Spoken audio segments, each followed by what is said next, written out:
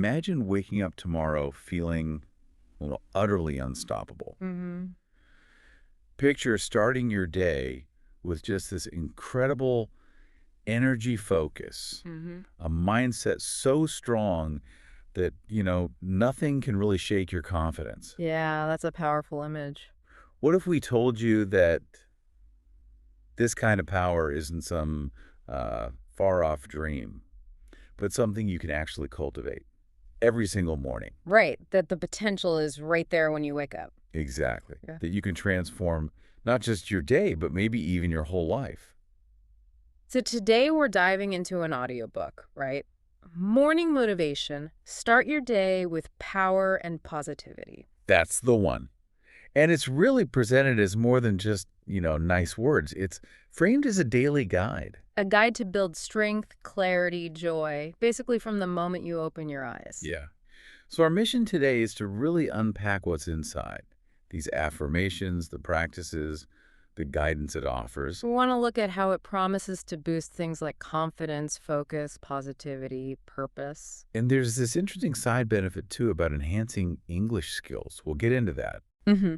The source uses this metaphor, saying, every word you hear, every phrase you repeat is like a seed. A seed of courage, strength, clarity. Yeah. I like that. We're here to see how you actually nurture those seeds into, well, habits and results. So, are you ready to explore how you might unlock some of that energy, power, and positivity yourself?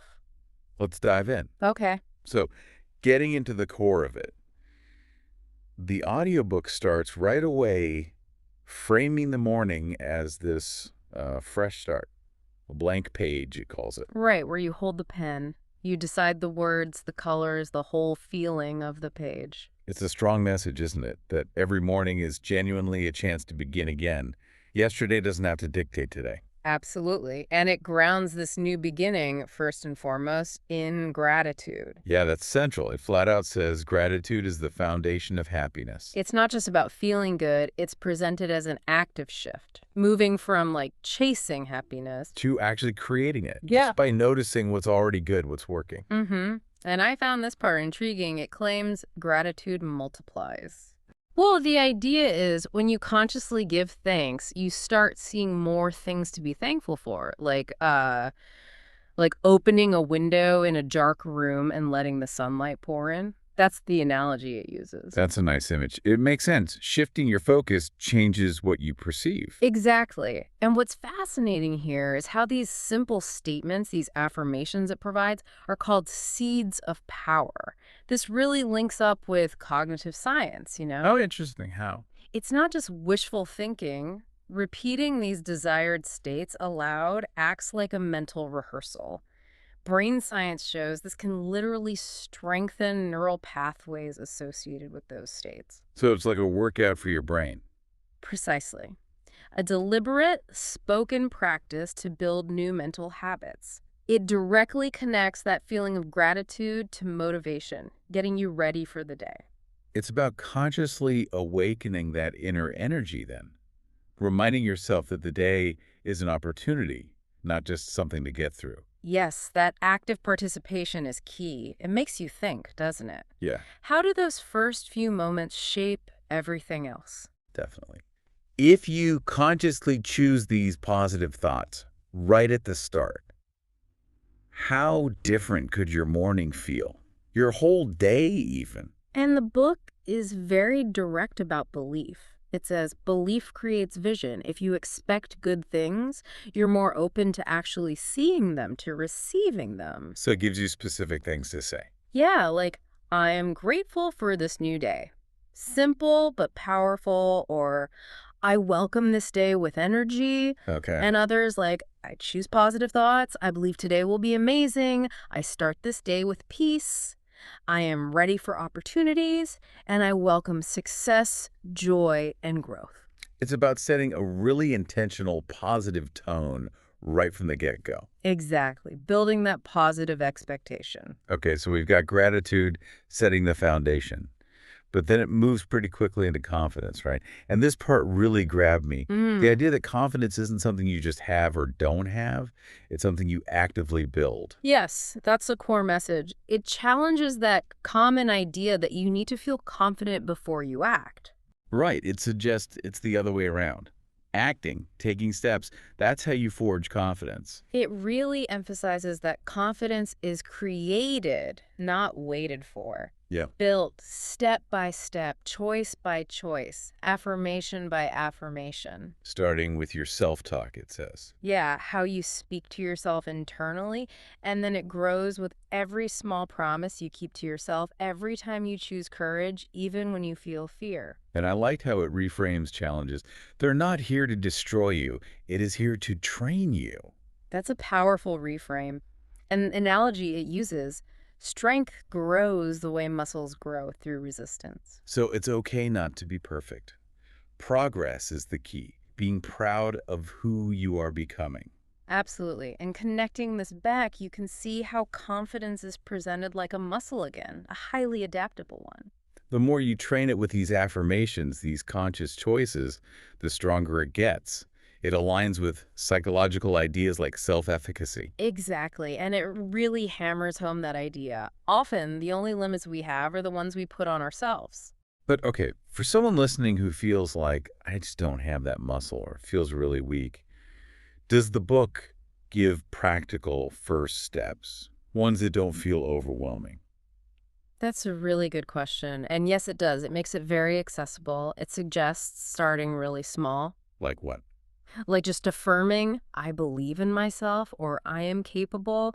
Even if you don't fully feel it yet, the act of saying it starts the process. Hmm. And it explicitly tackles fear. It says confidence is not the absence of fear.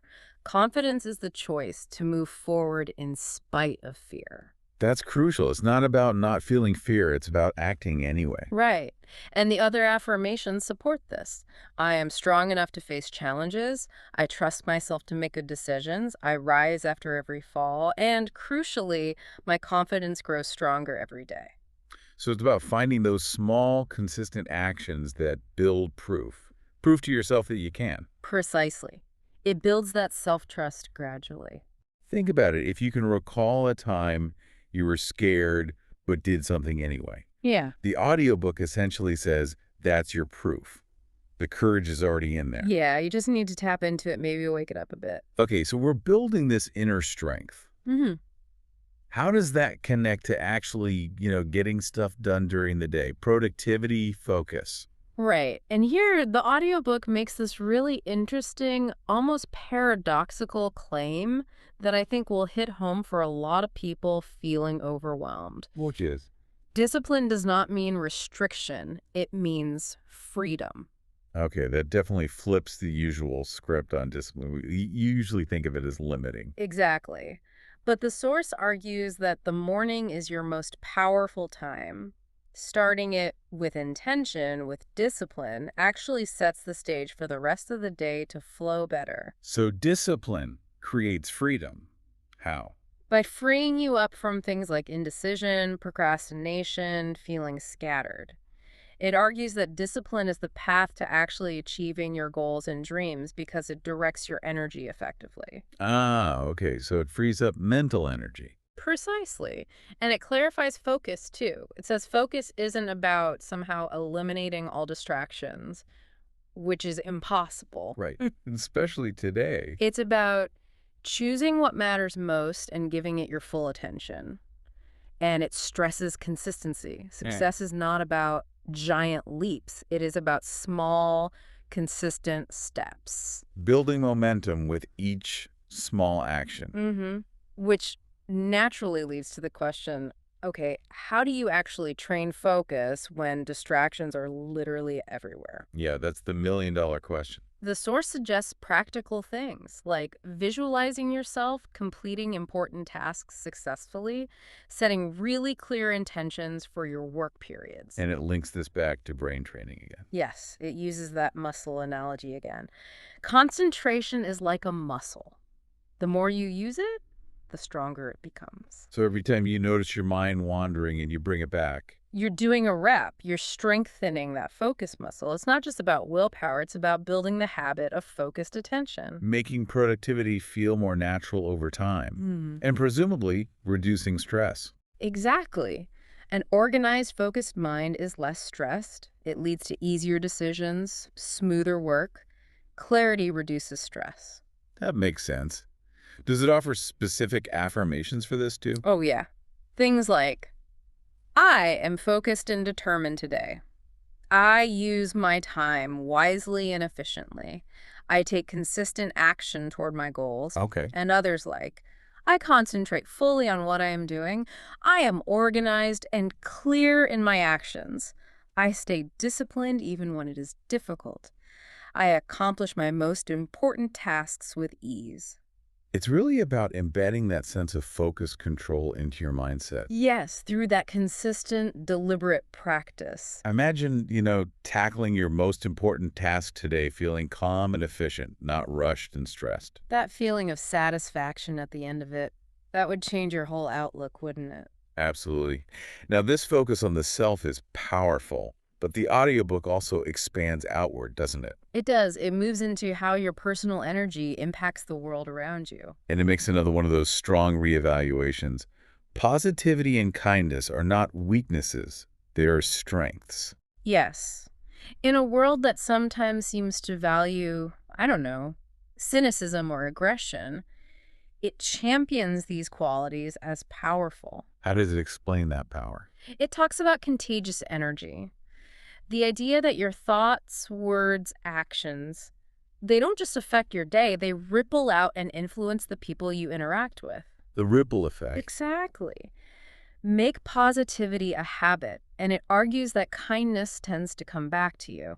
It also highlights compassion as a strength. How so? Compassion is strength. Because it allows for real connection, helps you navigate tricky situations with empathy, and lets you respond gracefully instead of just reacting emotionally. And it emphasizes choice, Mm. right? Even when faced with negativity. Yes, a huge emphasis on choice. When someone's difficult or a situation is frustrating, you always have the choice to respond with kindness. And doing so, it argues, empowers you. It protects your own peace and integrity. That's interesting. It's not just about being nice for others. It's about maintaining your own center. Precisely. That emphasis on agency is key. You're not just reacting to the world. You're choosing how you show up in it. The principle is clear. The energy you give is the energy you receive. Like a feedback loop. Exactly. You become a conscious source of positive energy, which then tends to reflect back. And it connects inner and outer kindness too. Hmm. How you treat yourself mirrors how you treat others, and vice versa. Speaking respectfully to yourself, celebrating your wins, that reinforces the whole cycle. So affirmations for this section would be about Things like, I choose to see the good in every situation. I bring joy and positivity to those around me.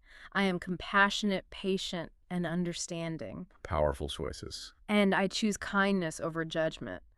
I inspire others with my words and actions. My kindness creates a positive impact. I radiate warmth, love, and encouragement. It goes on about forgiveness, seeing potential in others. It really paints a picture of consciously shaping your social environment. It does. It prompts you to think, who could you uplift today? How might one small positive gesture change their day and maybe bounce back to yours? It highlights that interconnectedness. Okay, so bringing all these threads together, gratitude, confidence, focus, kindness. Where does it ultimately lead? It culminates in this powerful call to live with intention, summed up by the line, life is too short to grift aimlessly. Urging us to connect with purpose and cultivate joy intentionally. Right. Purpose isn't some vague notion. It's presented as your guiding light. It directs your decisions, fuels your motivation. And joy isn't something you just wait for either. No, again, it's about active creation. Seeking out moments of gratitude, laughter, peace, even when things are tough. And linking actions to values. Mhm. Every choice you make matters. Every action either moves you closer to your goals and values or further away.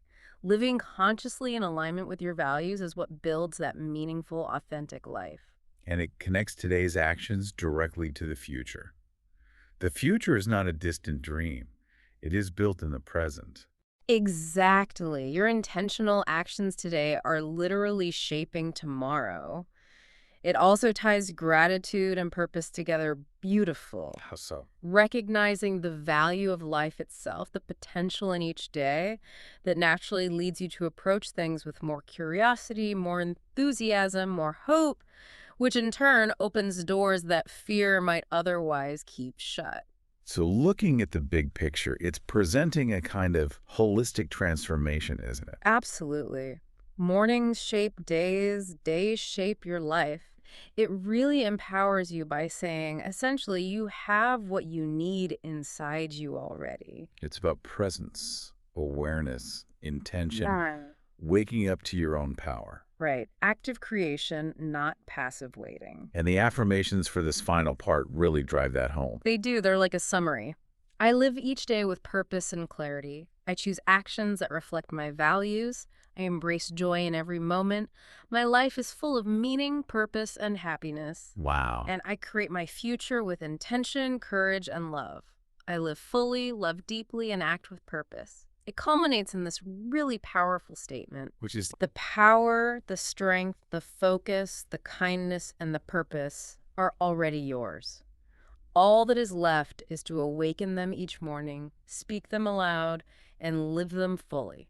that's quite the call to action. It makes you want to visualize that ideal day, doesn't it? Waking up energized, focused, connecting positively, ending fulfilled. And letting that image guide your actual steps. Now, you mentioned earlier, throughout all this, there's this sort of side note about English skills. Yeah, it's woven in. The audiobook explicitly points out that practicing these affirmations aloud also helps improve your English. How does that work? What's the connection? Well, the source says motivation and language learning walk together here side by side. It's presented as an integrated benefit.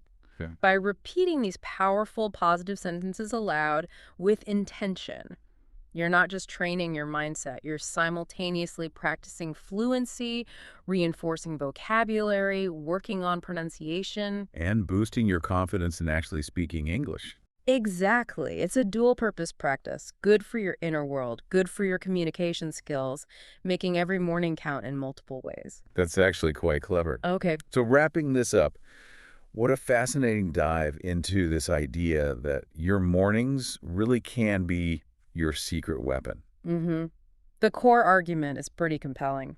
Dedicate just a few moments each day to these principles: gratitude, confidence, focus, kindness, purpose. And you can proactively reshape your life instead of just reacting to whatever comes your way. Yeah.